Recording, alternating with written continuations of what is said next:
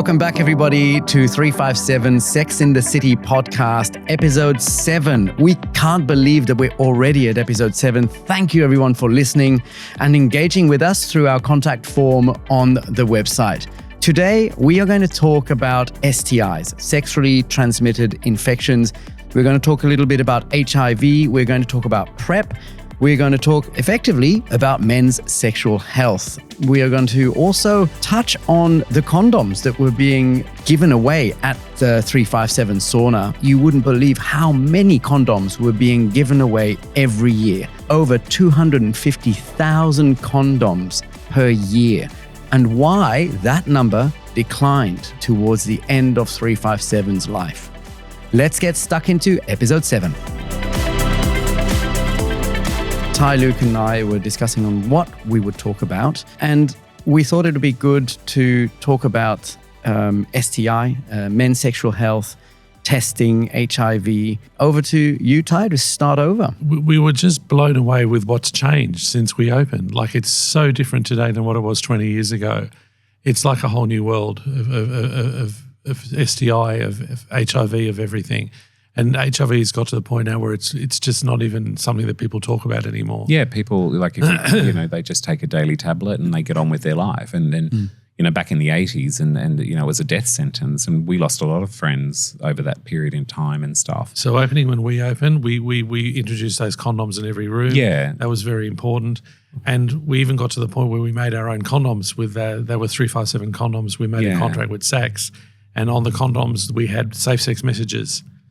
So that was also quite interesting. And it was approved by ACON. ACON's the government organisation, AIDS Council in New South Wales, and we got clearance from them about making our own condoms and stuff with messages, safe sex messages. But it's changed. Like in 20-odd years, people now are taking PrEP and, all of those other... And here's the perfect way to describe that. When we opened, we were using about 250,000 condoms a year. Yes. Would that be right, Luke? Yeah, it was about, quarter. Yeah, and on the third year, we used something like 350,000. Yeah, it just got less and less as the introduction to the PrEP and the other things. It was a huge expense to the business. Yeah, I remember. And I do remember with condoms, like, we used to have these containers, and condoms were free.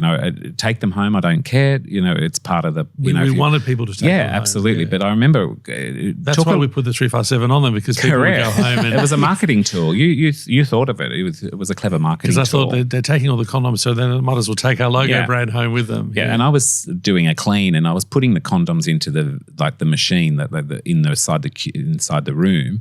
And this other guy was standing directly opposite me taking them out because he wanted to take them home. And I walked over and I said, please don't take them out. Here's a bag, because it took me so much time to feed them into the machine. I said, just take a whole bag. I don't care. Oh, I remember Just don't take them from the things, because I had to fill them up. So. I remember you telling me once you wanted, Ty, that wherever you are in the venue, you could reach out and you could find a condom. Everywhere that sex happened, there was a condom dispenser. Yeah. Absolutely everywhere, except for the steam room. We had it at the entrance because it was a health regulation. We had to, but we couldn't guarantee what would happen to a condom inside steam. And we tried to try. And sometimes both Luke and I would hang around with condoms in the steam room to see what would happen. Yeah. And we just didn't trust them in the steam room, so we weren't so certain about that. Yeah. And no one could really help us with that. But that was, even to the end of the business, still I didn't really know. Yeah. But that we had sex everywhere where there was sex, there was condoms. And just to show you what that number means, as I said, in, say, 2005, 300,000 condoms in a year. And in the last year of operating, we'll say 2022, there was like 20,000. Yeah, we hardly use them anymore. Yeah, so like 20,000 condoms over 1 year. Yeah. And we were doing, you just imagine how many people were doing, say, 3,000 people a week, and hardly anyone was using condoms anymore. But I remember we were out for dinner once, and we were with some friends, and one of the guys is a doctor, and he was talking about what he was concerned about, and I sort of didn't dawn on me until I had that conversation over dinner. He was talking about, like, with the introduction to PrEP, he was worried that there could have been a super STI bugs, and STIs were becoming more prevalent in the gay world because people were having sex without a condom, because there was no more fear really to catch HIV, but STIs were going through the roof, and they were concerned, like the health industry was concerned about that. And I know ACOM was as well. So because gonorrhea, syphilis, chlamydia has gone through the roof and still has. Yes, it does. Because people are having sex without a condom, which makes it so easy to get. And condoms didn't stop you from getting all of those things, but it helped to prevent a lot of it. So the introduction to those preps and things like that where you didn't have to have sex with a condom Luke, I'm still learning as we go. Last week I found out something about gonorrhea that I never knew. Yeah. If you get gonorrhea, say you get anal gonorrhea, you don't have it in the mouth and you don't have it in it's not oral. It's not oral. So if you're having oral sex, you're not giving anybody gonorrhea. If you've got anal gonorrhea, it's contained to one area. And I checked that with my doctor and it is the truth. So that was quite surprising to me because I thought if you get gonorrhea, you get gonorrhea. But you don't. You get it in an area. It doesn't travel. So if you've got oral gonorrhea, you don't have anal gonorrhea. Did you know that, Richard? No, I didn't. I didn't know that either. So there must be two types of it. Like we're not medical people. Like, but so please, anybody listening to this, we're not. Doctors or anything like that. It's just what we have observed owning a sex venue. There's the disclaimer. Yeah, that's right. and go and talk to your professional. That's right. And I'm still learning as people ask me opinions and I was wrong. I said, oh, no. If you got gonorrhea, you got gonorrhea. But he didn't. Yeah. But this is a side to having a sex venue or having multiple sex partners. It is a downside and it's realistic and it does happen. I've had crabs, I've had, a multiple of other STIs. You just go and get tested on a regular basis. And I think that's the key, especially with ACON's very good at this. They promote testing constantly. And I think if you test a lot, if you're having multiple sex partners, you can pick it up quickly, you get it sorted and you get on with your life and you don't affect, multiple partners. So I think that's the key to multiple, test on a regular basis. And even places like Sauna X now have their own HIV self-testing kit, which just blows me away. We would have just dreamt of having we had the STI testing upstairs on 4. We had a nurse come in once a week. But we also had the self-testing kits as well. And that was very, very busy with especially the heterosexual guys because they didn't want to go back to their GPs and have an STI test or if they've got chlamydia, gonorrhea. And they also don't want to take it back to their partner or, if they're not in an open relationship and infect their partner. Yes. I remember you telling us in one of our previous episodes that you be the one taking those kids and walking up to Sydney Sexual Health. Yes, it was. Douglas Knox organised it for us, and there was it was incredible. One of our regular clients was often also getting tested. Who often see me there, and he goes, you must get very, very many STIs. And I go, no, he's not carrying a bag of samples here like this. That's right. And I wanted to say, you're the one that comes here all the time, not me. I'd like to bring back a timeline so the people who are listening understand. So we've spoken about all of this. And for those who maybe don't know, STI, sexually transmitted infection. Right? That's right. That's what that means. And just to explain all of this, so STIs and PrEP. What is PrEP? Can you quickly explain in a few words what PrEP is? Quite simply, you take one tablet a day and you are going to prevent getting HIV. It's as simple as that. Okay. And if you're having sex with a positive partner who's also on one tablet a day, they've got a 0 viral load. So you're just as safe having sex with a positive partner as you are with a negative partner because you know your status and you know where you are. Yeah. So there shouldn't be any prejudice against positive people whatsoever. Yeah. And it was nice. Like to be on PrEP, I was on PrEP for a while. Very safe. It was fantastic. And like I went from obviously condom-driven sex to taking PrEP and it was great. The sensation was much better for me. I'm a top 98.5% top. Oh, sorry, I was just choking. I've heard power bottom. Whatever.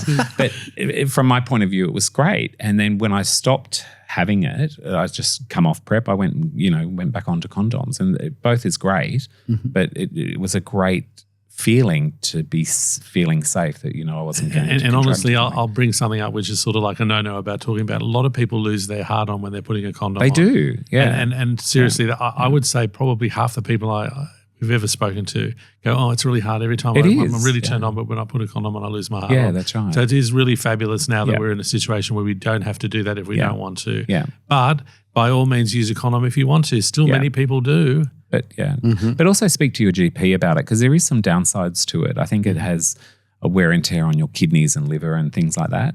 And, you have to do the research because, I think that's very important and you'd have to speak to your doctor or GP about that. So things changed over time. You opened a sauna in 2000 and 201, and condoms 300,000 a year. Yeah. At which point did did PrEP start coming out? Do you remember, more or less? It was weird because I used to do the ordering for the condoms, and all of a sudden we had like boxes of condoms left over that we were actually throwing out because they were expiring. I thought, this is weird. I don't understand what's happening.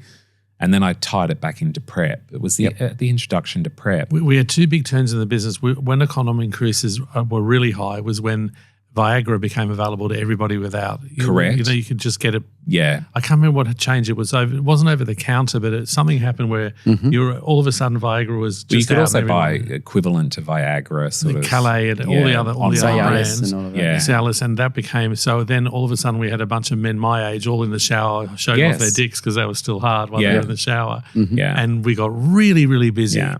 And then PrEP came out and we got even more busy. Yeah. So and I do remember that having a major influence on the number of condoms. And remember we had 3 sizes. Yes. In all the rooms or wherever there was sex. 3 sizes of condoms? Yeah, we did. Okay. Yeah, okay. So we had like the regular size, which we called medium, was everywhere throughout the venue.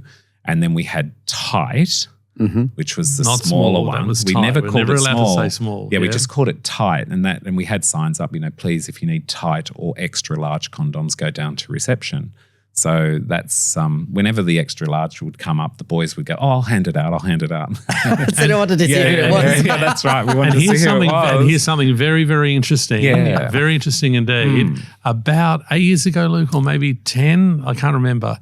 Our condom guy came to us, the guy that made our condoms, and he goes, look, we're going to increase all the sizes. He goes, so tight is going to become regular. Yeah. Regular is going to become large, and large is going to become extra large. He goes, but although we're going to label them in the same bigger. way, because penises are getting bigger. And the younger clients that would come in, say early 20s, will always have a bigger penis. Yeah. So generally, penis sizes have increased. Yeah.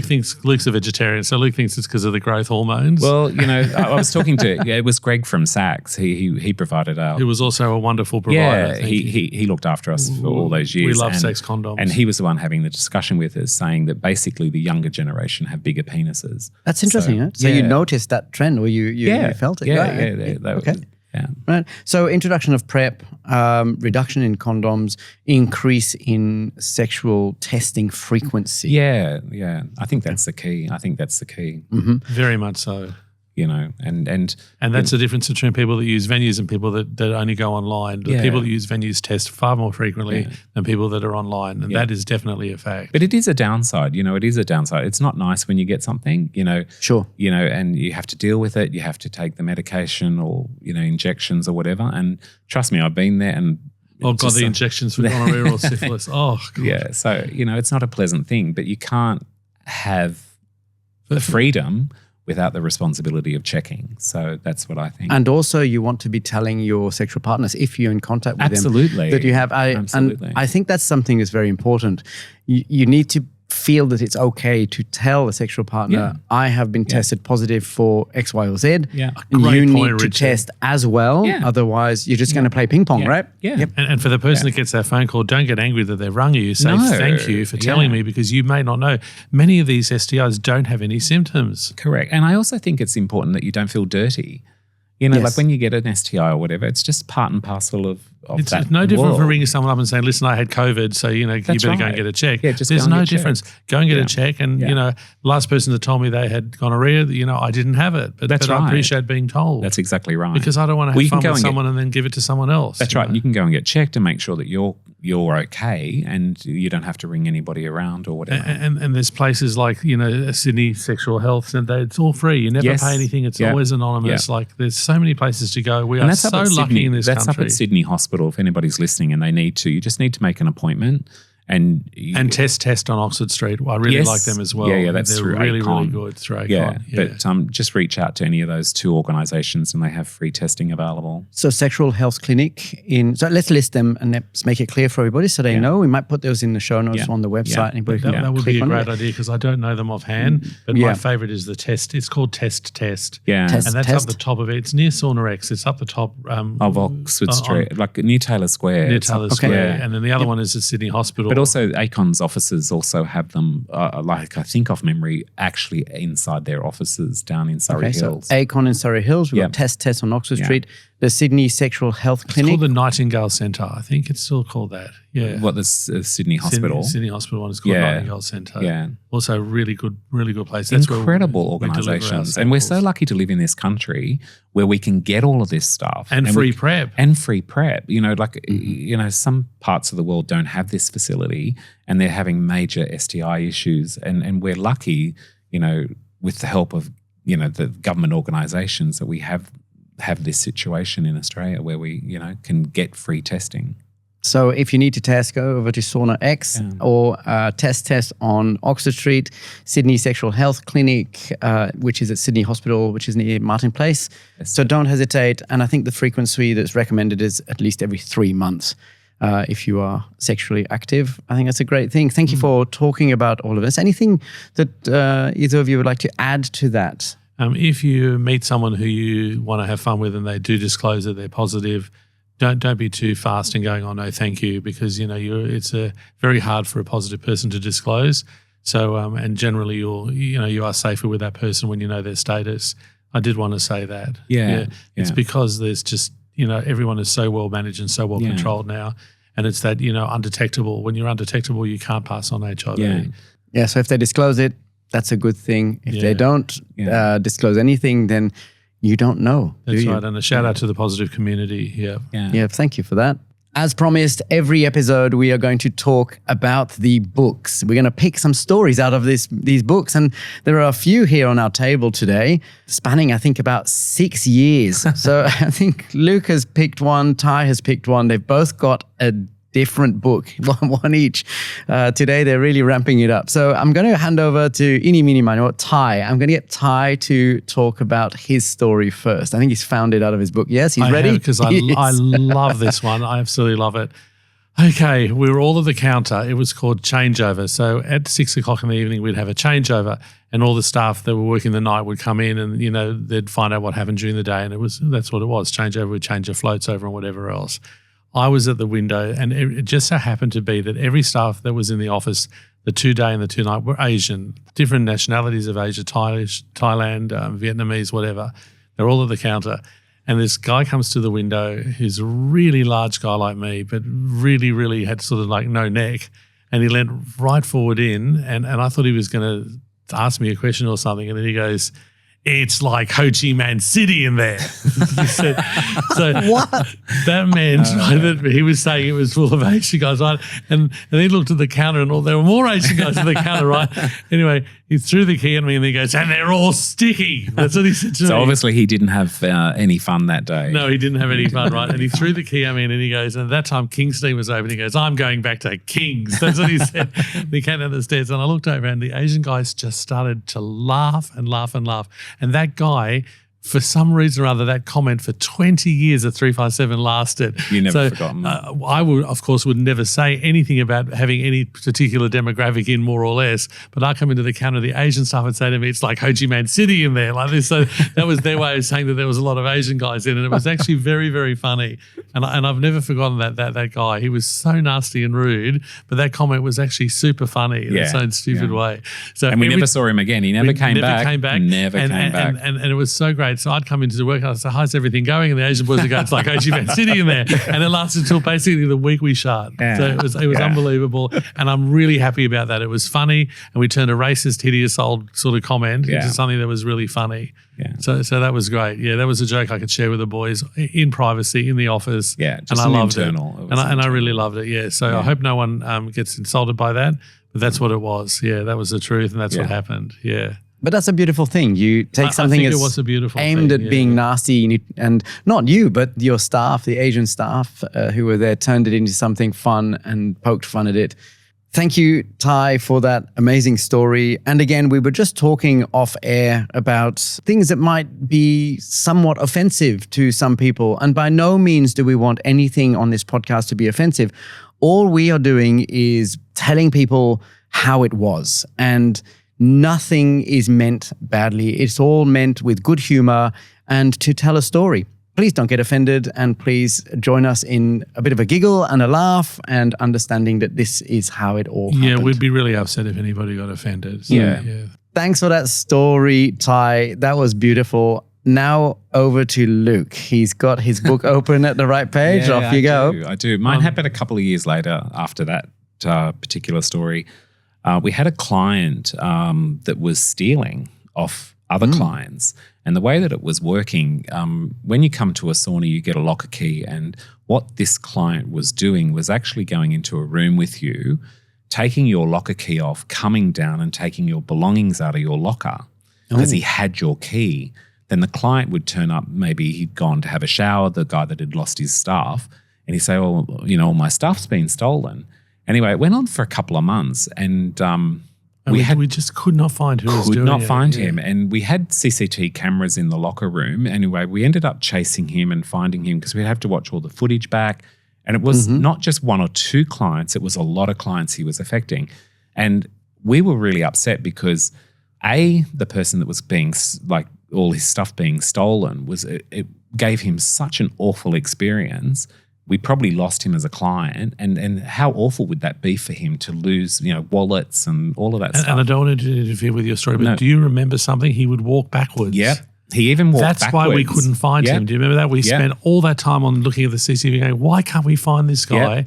He was walking backwards through the locker room. Yeah. So when we were watching the video, he just looked like walking with everyone else. It was really weird what he was doing. He was really good at it. Yeah. Yeah. Anyway, we've ended up finding him. Anyway, we had a process. The boys rang us and said he's in. So what we had decided to do. Once we found him, we put his photo up. Yeah. He checked in anyway. And we're really friendly and let him in. Really friendly. Yeah. I said, let him in, let him pay as per normal. Anyway, and keep his locker key number that we gave him. So it was in locker, say 12 or whatever. Anyway. You and I drove in, remember? Yeah. And we took every single thing out of his locker except for a pair of underpants. So you went into his locker after he'd put his clothes in and went off into the venue? Because we thought if we call the police, it's just going to be like every other thing, right? It'll just vanish into the abyss. And he'd affected so many clients and made them feel so awful. And made us feel really awful because we felt like we were an unsafe venue. Correct. And made our venue look really bad. We were so upset. But we left him a pair of underpants and he turned up at the window. Both Ty and I were there, you know, in behind the camera. We were waiting for him. Anyway, he turns up about half an hour later, an hour, and he goes... In such a panic. He was like panic-stricken. And he goes, there's nothing in my locker. There's nothing in my locker. I've been broken into. And you said... My exact words were, isn't it a terrible feeling? I said, I can't imagine how awful that would feel. Correct. And he goes... Anyway, and I said, we can't help you. I'm so sorry. Can I have my key back? So he left the venue in a pair of underpants walking off down Sussex Street. Oh, my goodness. And nothing. Not even a pair of shoes. No, because the people that had stuff stolen, we'd give them T-shirts, we'd give them pants, we'd give them shorts. We'd make sure we'd call them. Shoes. You know, we did everything possible he for stole we could do everything. For them. It was for that awful. guy, we did absolutely nothing. And I waited downstairs. Yep. So I waited till he came downstairs in his underpants and I said to him, I went, when you walk down the street in your underpants now, I said, I want you to understand how you made everyone else feel in my venue. Yeah. You're banned for life. You're a horrible person. Yeah. I just tore shreds off him. And it was also lunchtime. It was sort of lunchtime on a Friday or something. So the street on Sussex Street was packed with people. and we still and got him this on man the walking down with a little pair of jockeys on Sussex Street. And I know there's going to be some politically correct people that go, that was really wrong. You should have treated him differently. Well, we didn't. We wanted him to feel eye for an eye. No, but we just wanted him to feel what he did to other people. And I explained to him, I said, you're a part of the gay community. I said, and you're stealing from our community, from our venue. Correct. I said, you don't just take a wallet and a phone. I said, you take every single thing from these people. Why? Yeah. I said, why did you take every single thing out of the locker? Why couldn't you leave them with their dignity? I was so angry with that guy. Yeah. But anyway, that was us doing not a particularly funny story, but that was our that was our self-justice moment. A little self-justice moment. So sorry to any of those listeners that find that offensive, but we had to take matters into our own hands. I think the people who had possibly something stolen from them by this person, they might be having a big smile on their face knowing that revenge is sweet. Finally, something happened to him. How long did it take you to find him? Oh, it took far too long. It took us a couple of months because he wasn't regular. He was semi-regular. He didn't come in all the time. So it was spasmodic. And every time we thought it was finished, he'd turn up again. And we'd comb the CCTV, but we just couldn't find him. Yeah. Well done. That's some good investigation. And I suppose it also shows that you had quite a decent layer of security and safety at the sauna. As long as there was, like, we never had cameras in sex areas, but you know, over in the locker room we had them everywhere. So just to self-guard. And we really cared about our clients. Like we even had a guy lost his car keys. Remember, in his car? So, yes, and you drove him. I drove him home. I remember driving him to his house so he could pick up his keys. I drove him back into the city. Yeah. Like, I mean, we really were there to help our clients, and to have someone steal from us was horrific. Yeah. So. Thank you for sharing those 2 stories from the book. Yes, the person who was stealing, who's ended up walking down Sussex. How far did he have to go? I saw him. And he was actually reasonably cute, Richard. He was actually quite cute. But I saw him walking off down towards Liverpool Street, and like the people out on the road were just going, what is he doing? You know, it's the middle of the day and there's this man in his wide fronts or whatever. I wonder how far he had to walk. He probably, because he didn't have a wallet or anything either. Nothing. Nothing. My goodness. Nothing. Oh gosh, I'm going to be thinking about that. And he actually had no ID, remember? No ID. He didn't have any ID. No ID, no wallet, no nothing. Yeah, he had no wallet or anything. No. So that's why, because I was going to say, did you keep his wallet? No, he didn't, because he didn't have it in the first place. Yeah, he didn't have any ID. But he had a very old mobile phone. Yeah. He had that, but we never really. No. Yeah. He was professional. He knew what he was doing, obviously. He came in with nothing. Yeah, came into the lockers with nothing. And he left with nothing. And he left with less than nothing. Yeah. Well done. I think that's very good. And you have my support for that. And I think a lot of people will be laughing and thinking, well done. No, that's very good. Well, thank you very much, Ty and Luke. This brings us to the end of episode 7. And I'd like to take this opportunity to thank everyone for listening to all of our episodes. We've had an amazing response. People have been sending us some wonderful feedback. Please keep it coming. As a reminder, you can go to our website, 357.com.au. On the homepage, scroll all the way down to the bottom and you'll find a feedback form. Just fill that in and send us your feedback. If you've got any questions or if you recognize yourself in one of our podcasts, please reach out. We would love to maybe get you in as a guest. Who knows? Let's see what the future brings us. And we really are humbled by everybody listening. Thank you so much. It means a lot to us. It really does. We will catch up with you again in episode 8. Thank you for listening.